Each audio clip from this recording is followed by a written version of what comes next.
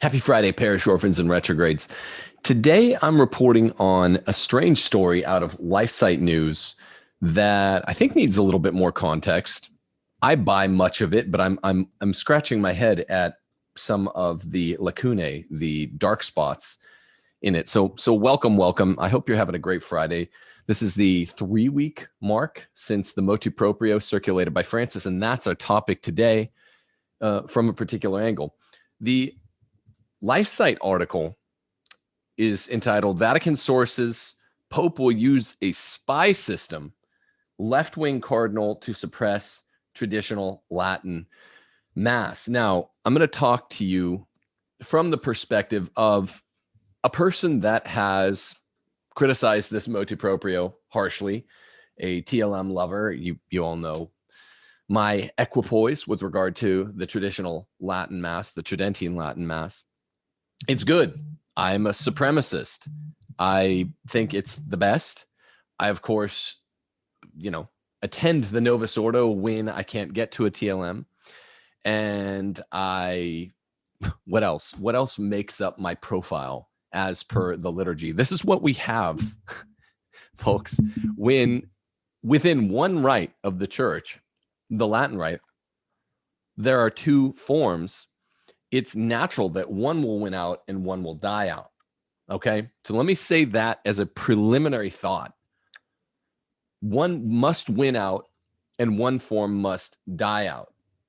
Why?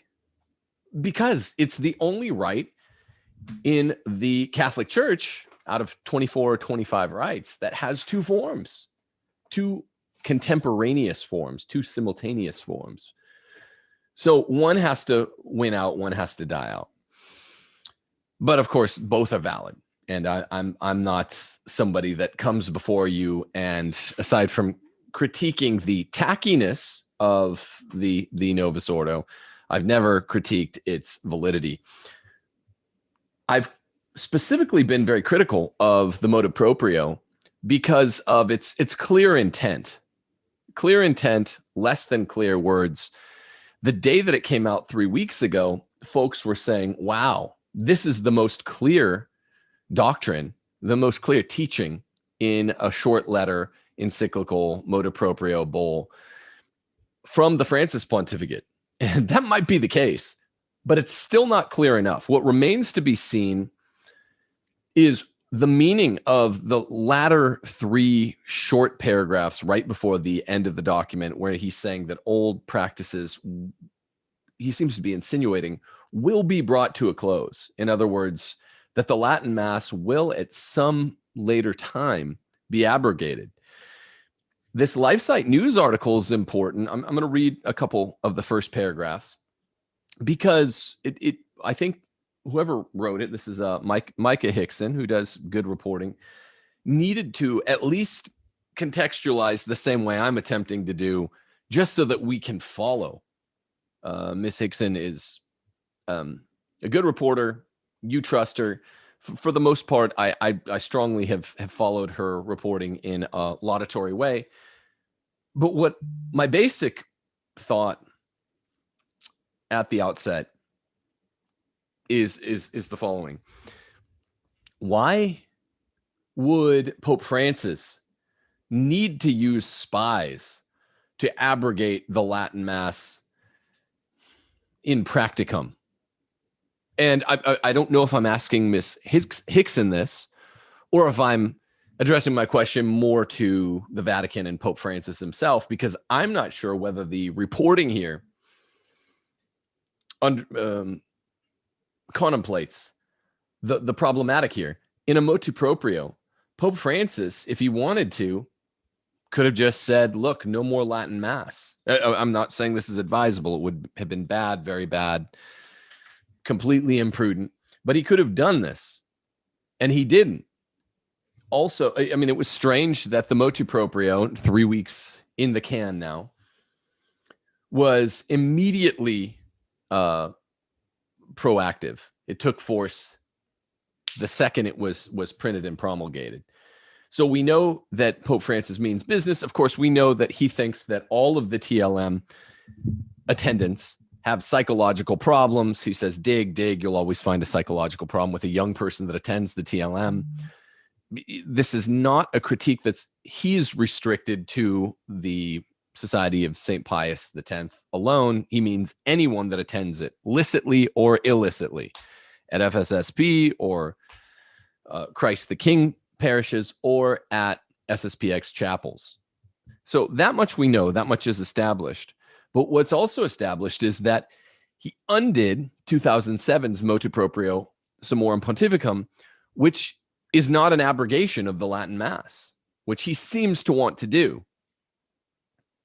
Pope Francis seems to want to abrogate the TLM forevermore. And yet he did not do so in the motu-proprio from 3 Fridays ago. So we're left scratching our heads. What are we to think? And I mean, I've gotten a ton of email. I've gotten a ton of comments in the 6 shows I've done between that Friday and this. I've gotten a ton of right-minded head scratching. I mean, no one knows exactly what's going on with the motu-proprio because no one is intended to. This is more codified heteropraxy, more weaponized ambiguity from the Pope Francis pontificate, even though it might well rank Traditionis Custodes as the clearest document he's ever promulgated as pontiff. Maybe Laudato Si is first encyclical, where I started critiquing the Pope Francis pontificate from the jump in that first summer of the pontificate. At any rate, the reason I'm not sure whether or not to address my question to Micah Hickson or to Pope Francis himself is because it seems to escape Ms. Hickson, the way she wrote this article, and I don't mean this as some sort of low blow, that Pope Francis, at least ostensibly, could have abrogated the Mass and chose not to. And if he intends to move to effectuate this end, complete abrogation of the TLM, then it probably could be done with more direct means, even though the motu-proprio would represent, under that schematization of things, a kind of halfway indirect means. If you see what I'm saying. Why would he require spies to accomplish this end? Here, let me read you the first part of this. It actually broke late yesterday. In conversations with different sources, all of them Vatican experts or members of the Vatican who wish to remain anonymous. This is slightly problematic. Take it for what it's worth. Anonymous sources, of course, are not as good as named ones.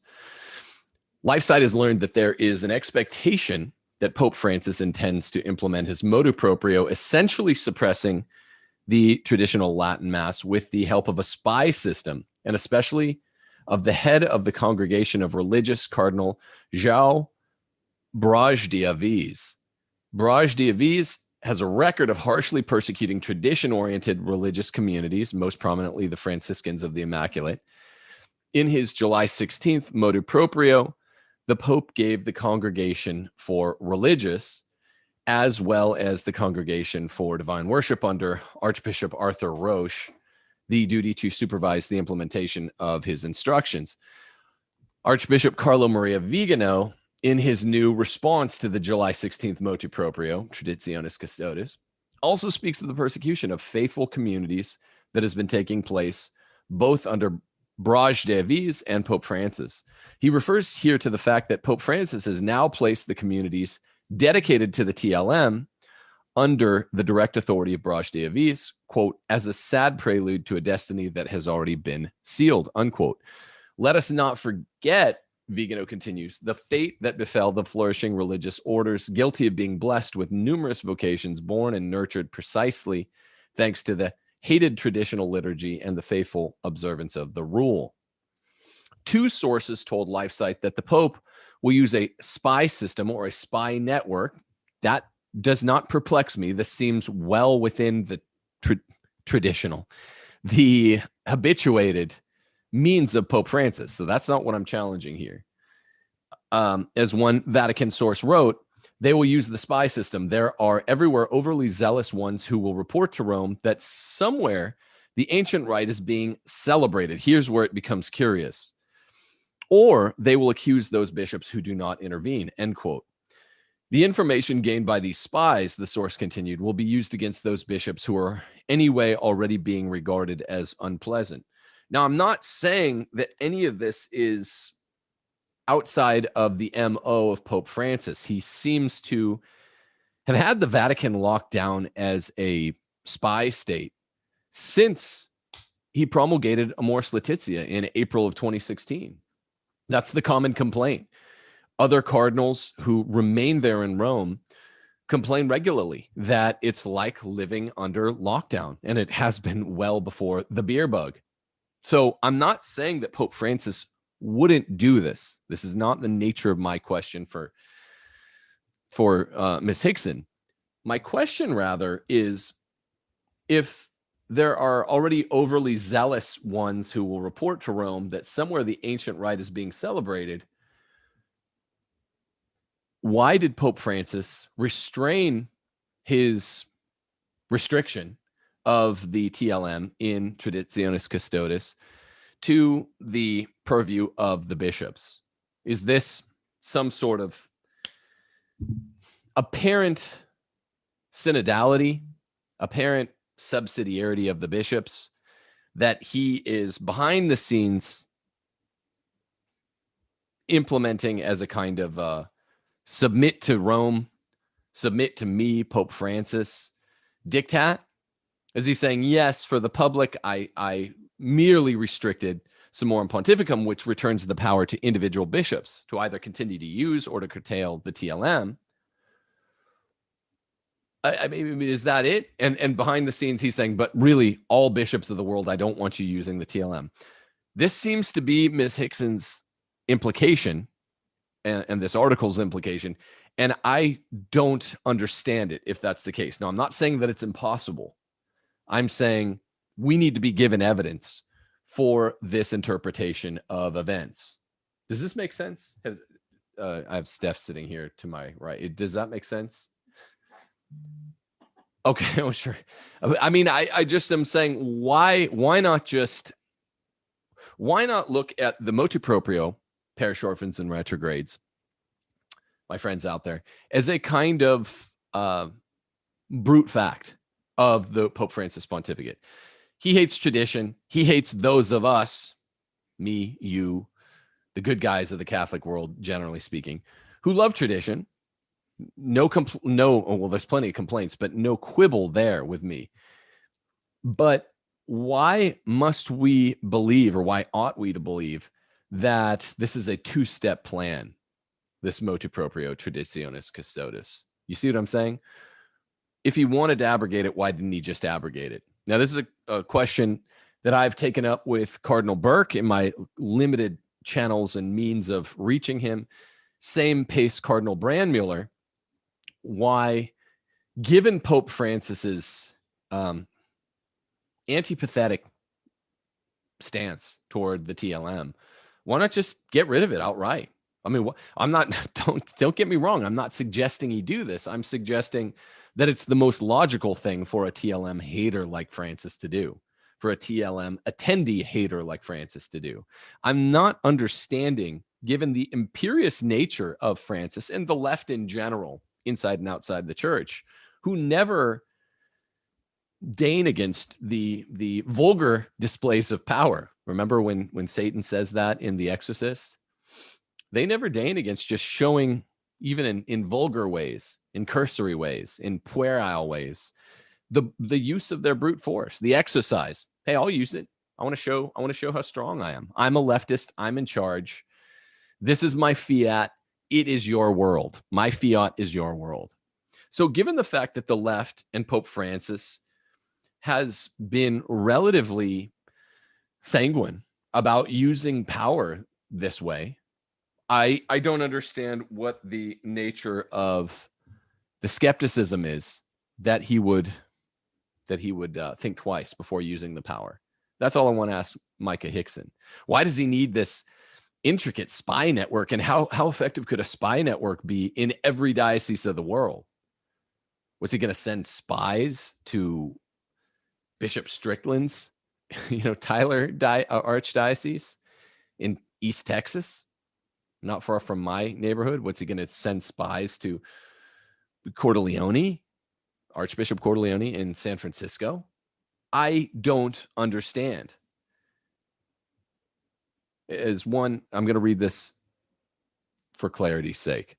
As one well-experienced Vatican observer who asked to remain unnamed puts it, I think the Pope will punish in every way possible any bishop who defies him directly.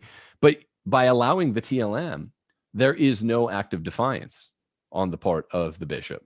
Is this clear? I mean, not many things are established at this point. Maybe eventually Pope Francis will move to abrogate the TLM entirely. But as of now, there's simply no act of defiance that most of the bishops in the world have in their act of continuing the TLM. So I simply don't understand why this article is proceeding as if an individual bishop or multiple bishops around the world continuing the TLM unabated, as many have, would be characterized as an act of defiance. If there's anyone in the questions or comments that wants to answer my non-rhetorical question here, I'm more than open to hearing from you. I'd love to. I am not being facetious. I'm not being rhetorical. I simply don't understand why this article, from the second I read it, curiously assumes that Pope Francis doesn't do what he means. He does. Now, he uses some weaponized ambiguity, but it's usually direct weaponized ambiguity that enables the Sanct Gallen agenda, which he represents, to go forward right away. For instance, this motu-proprio was immediately affected. It was immediately effective. So this well-experienced Vatican observer continues, Francis has used the spy networks to good effect during his entire career, and he has never ceased. End quote. This source thinks that the Pope might even use accusations of cover-up of sexual abuse as a tool to silence the resistant bishops. These bishops do not represent any kind of resistance. They're merely, as the figureheads, the sovereigns of their diocese, they're simply making a choice that Pope Francis's own synodality leaves to their discretionary authority. So I simply don't understand why there's not at least a paragraph addressing this concern. If you see what I'm missing, I'd love to hear it. This source, Hickson continues, fears that the bishops of our day have already a weakened disposition to start with, agreed, and that they therefore might very well easily fall, agreed.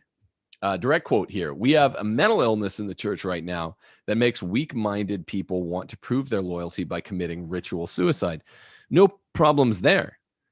I simply don't understand why it would be construed as an act of resistance or defiance for a bishop to continue to allow the TLM. If Pope Francis wanted more directly to restrict the TLM, he would have done so. And I think he will eventually. So I'm not saying this isn't a bit of a psyop. I'm not saying there's not some modicum of weaponized ambiguity in this act, 3 weeks old today. There always is in everything Pope Francis does. What I'm questioning of Miss Hickson is instead, why is she so certain that Pope Francis took such a, not even a half measure in the direction he wanted to go, but like a quarter or an eighth measure, just undo Summorum Pontificum, which will leave to many of the bishops who are cowardly also in fear of popularity, and the TLM is very popular, as well as being cowardly in fear of Rome. Why would he not enforce it more directly, more explicitly in the letter? Just say, hey, I expect you guys to pretty much do away with this. There are those 3 paragraphs at the end of the document insinuating that might be coming down the pike, but not yet. One simply cannot call this an act of defiance, viz. A bishop who continues to allow the TLM in his diocese. And Ms. Hickson does so in this article. It just doesn't make sense to me. As an example, the source points to religious communities who have already eagerly implemented papal directives, even though they led to the destruction of their communities, thereby becoming their own enemy in order to prove their obedience. This source points out that it is not only Brage de Aviz, but also his secretary, who are behind many harsh measures taken against communities. Again, there's no doubt here that faithful, tradition-loving communities are broadly regarded by this Vatican as something like hostiles, enemies of the state. But it's a diplomatic war that Pope Francis wages on his own bishops who remain faithful to tradition. And it's a diplomatic posturing that these faithful bishops in turn regard Francis with. It's like, okay, give us a direct order and we'll obey. That's the nature of the church. And I've talked a lot about that since the promulgation of the motu-proprio. There are acts of resistance which are obedient even as they're resistant. And there are acts of obedience, which are disobedience, resistance, which are formally disobedient, not allowed to the Catholic, layman, priest, or bishop. So we have to distinguish, and there are grounds within tradition and magisterium of our bimillennial church for such a distinction. Okay, so this is one thing that Pope Francis, even though he still uses weaponized ambiguity in Traditionis Custodes, he says, I'm giving this decision to each of the individual bishops, synodality, knock yourselves out, get rid of the Latin Mass or don't. And many chose not to get rid of it. And Lifesite is saying that he's going to employ a worldwide system of spies, which doesn't really work according to our intelligence agencies. You can't have spies ubiquitously throughout the world. You can send them to 1 or 2 or 5 places throughout the world, but you can't send them to every diocese very effectively, very efficiently. Why not just take the more direct route? Pope Francis doesn't seem to shy away from a more direct route. Yes, I know there's weaponized ambiguity in everything he does, but it's, usually a titration in Francis's pontifical actions of 60% directness with 40% weaponized ambiguity, or 70-30 or something like this. If his true intent with the motu-proprio was to, starting 3 weeks ago today, have the TLM done and to enforce this through a system of spies, that just wouldn't make a lot of sense. It wouldn't be very consistent with his MO. What would be consistent with his MO is get this out there. Maybe he was more expectant that a higher portion of the world's bishops would just nix it right away. I was. And he's disappointed 2 to 3 weeks later. And, now he's going to start accelerating the regime by which he'll completely curtail or abrogate the TLM. That'll make sense. I just don't get the spy thing. Okay.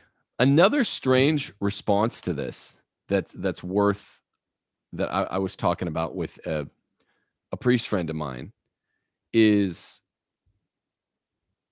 the following. It's a letter of response that Archbishop Cordileone in San Francisco, who's known as a lover of tradition, generally speaking, issued. I think he issued it yesterday. I'd like to read part of it, and I have to read Cordileone's statement in conformity, because it also has some vague spots, in conformity with the vague spots in this new news out of the Vatican about a system of spies that will ostensibly be implemented to curtail the TLM altogether, even though Pope Francis chose not to do this. So same time of day that this strange news leaked out of the Vatican that I just read you, this was late yesterday, Archbishop Cordileone issued this response. In response to a request from a group of the faithful in the Archdiocese of San Francisco back in June, I agreed to allow a monthly first Wednesday celebration of the traditional Latin Mass in the Cathedral of St. Mary of the Assumption. The request having been received and granted before the issuance of Pope Francis's motu-proprio, Traditionis Custodes, because this was June, and of course, TC came out in late July. The first of the monthly masses was celebrated on July the 7th, the 14th anniversary of Pope Benedict's motu-proprio. Since Pope Francis issued TC, I've been grieved by certain disrespectful responses. Pause. This is odd. This is an odd statement for Cordileone to make. And I've met the man. I've been at prayer breakfast with the man, being a fellow Californian for all those years. He will take a hard stance on behalf of tradition, and then the very next week, the hard stance seems to be not just gone, but reversed.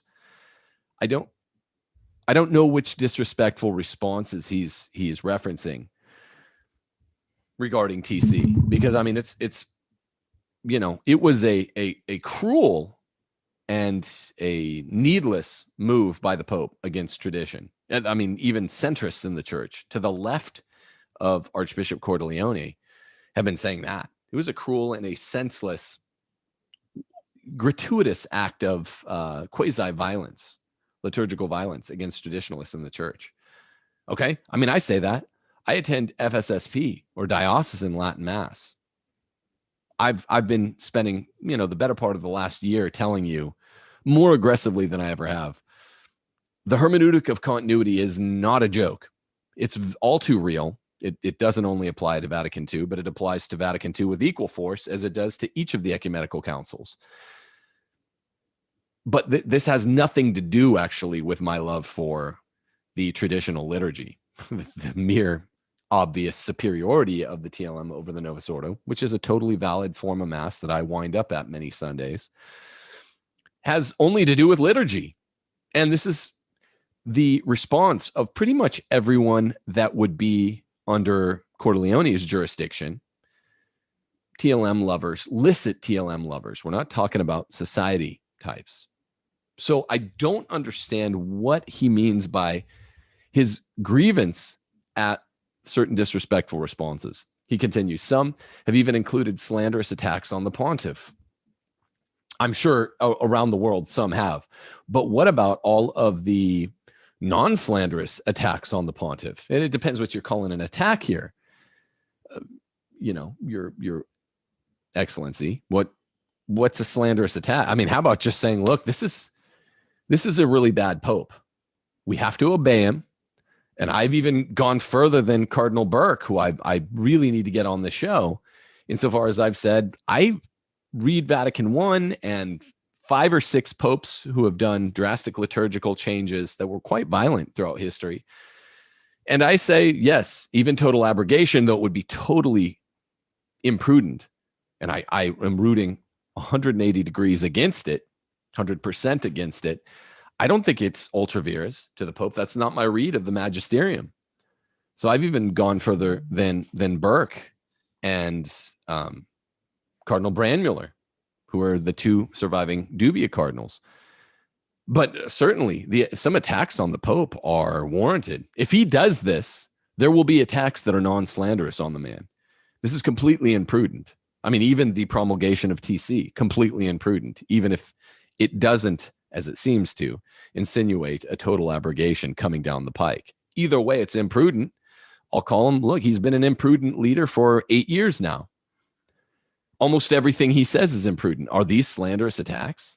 So this is just a really weird pivot for Cordileone, especially the Cordileone who is known as a traditional lover, the Cordileone who's known for his opposition to Nancy Pelosi in his diocese, the Cordileone who I've heard give rousing speeches at prayer breakfasts in defense of tradition and faithfulness. And this is what he does. This seems to be what he does. And this is not a slanderous attack. Sometimes he gives really rousing speeches that you feel invigorated by. But now this is that pivot.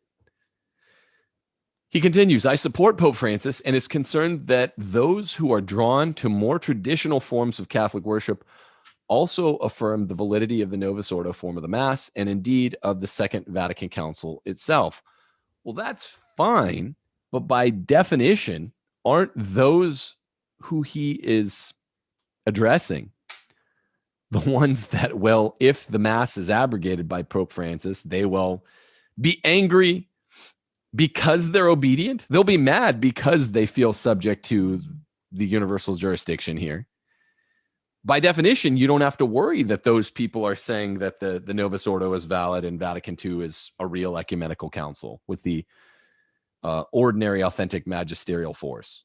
Of course, the only people that aren't upset about it would, of course, be those that deny such things about the Novus Ordo and the Second Vatican Council, i.e. SSPX or Sedevacantists or something like that. So it seems that by the definition that he's selected for his audience, he's already circumscribed the right group of people, the target class, who you don't have to worry about the acceptance of Vatican II or the Novus Ordo. So why is he saying this? He continues, as the visible head of the church, the Pope has a global vision of church life and can perceive things that we cannot from our more local perspective. I think that's flat wrong. Also, as the visible head of the church, he has his own free will. He represents, I think, an ostensibly clearish agenda, the Sanct Gallen agenda. And it's not like he's doing work without his own will on behalf of the Holy Spirit. Cordileone goes on, I also support the other concern Pope Francis articulates in his accompanying letter to the bishops, but has been overlooked by many in these recent discussions, his denouncing widespread liturgical abuses. Okay, so now he gets to his point. Why is this buried at the middle-ish end of the letter? The liturgical abuses are what Pope Francis should be spending his time on if, as Cordileone said in his last statement at the end of the previous paragraph, he can perceive extra cosmic things that I can't see in my local situation, or even a bishop can't see in his local situation. He's got this global vision. Well, if he has the global vision, why doesn't he see that 99% of the Novus Ordo parishes worldwide, there are a dozen or more liturgical abuses, right? That mass is valid.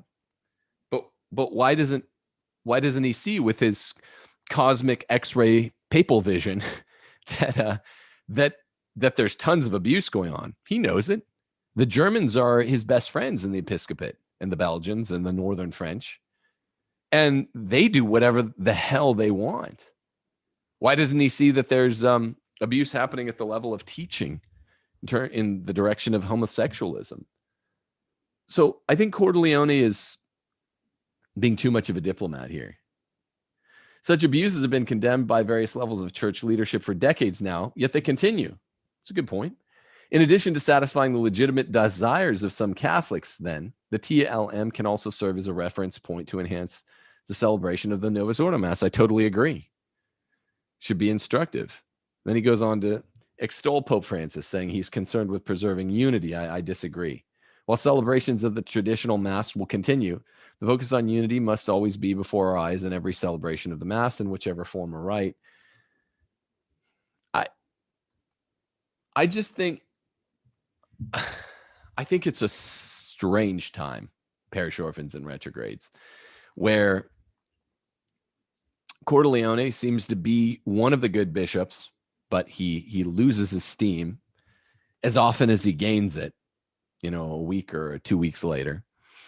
I think it's strange that people like Micah Hickson, who I agree with much of what she writes, will then turn around and write a total article saying, look, there's this spy system the Vatican's using to enforce in praxis, the total abrogation of the TLM, without addressing in 1 or 2 lines, in one short paragraph of her article, but the motu-proprio did not itself abrogate the Latin Mass. So can we at least address this as in what we call in Thomas an ad, one of the replies to objections?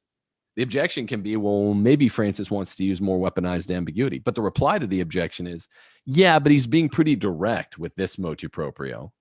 Why would he use this inefficient worldwide system of spies in every diocese to enforce a dictate that he didn't himself make 3 weeks ago? We thought maybe he would, but instead he restrained himself to just undoing Summorum Pontificum, which is not a total undoing of the Latin Mass. You see what I'm saying? It's just weird. And it's weird that people that you're like, okay, Micah Hickson, let me see what she's going to write. You're like, okay, but I don't get, I'm scratching my head even at fellow travelers or Cardinal Burke and Brandmuller.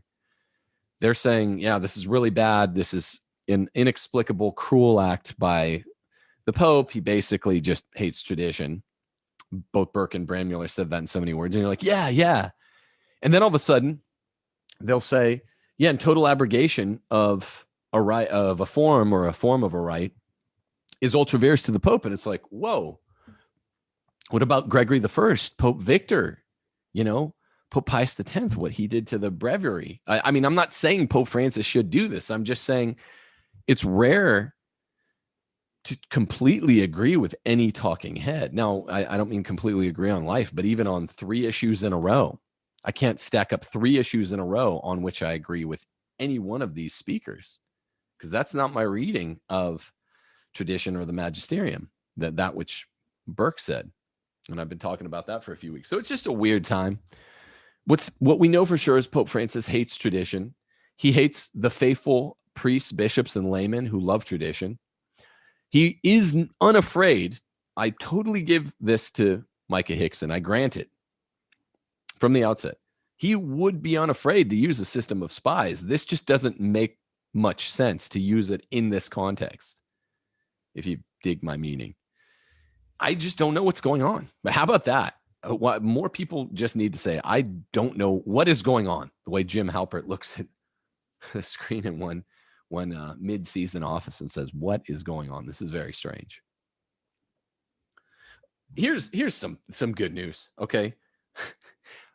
The case for patriarchy is out. It's available on pre-order.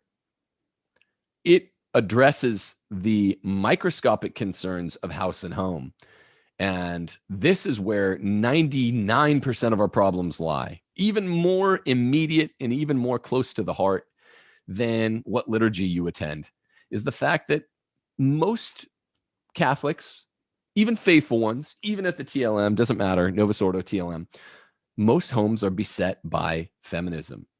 Whether I go and visit a Novus Ordo family that's pretty faithful for dinner, or a TLM family that's pretty faithful for dinner, it's usually the wife running things. And I quietly note, and this is what I'm addressing in the case for patriarchy, and I address it from the perspective of what is the church teaching. Get your copy today. Well, you can't get it today, but you can pre-order it today at sophiainstitutepress.com. You can also get it from amazon.com, and you should get it in the mail sometime in late September, early October. The official pub date is the 1st. Now, we're going to be running some little fun questionnaire contests. I gave away some beautiful painted glass of St. Paul in a patriarchy contest a couple weeks ago. I don't have that many beautiful pieces of art to give away. But what we will be giving away for some mini quizzes are these little hand-stitched Steph Gordon pieces of art. They're hand-stitched. You want to explain some of this? They say, I love the patriarchy. Let's see if we can focus. And what inspired this, Steph? Your love for the patriarchy? My love for the patriarchy. I don't know if you can see it. Oh, darn. Yeah, let's see. My love for the patriarchy. I stitched. Yeah, well, you can't see it. You can't see it. Okay. Well, they're really cool. I'll And go there and see. yeah, so we'll be doing a series of quizzes on the patriarchy, on scriptural patriarchy, mainly just for fun, but to pump up this book. Please, if you want to support this channel, you can do so in 2 ways. You can do so on an ongoing basis by supporting my Patreon page, Timothy J. Gordon, whatever, /Patreon.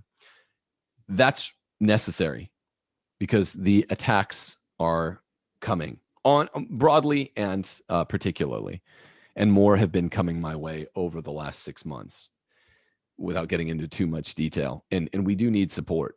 And if you like the work we do, please support on patreon.com. But if you can't do that, for a one-time fee, can you please pre-order The Case for Patriarchy? It's an amazing book.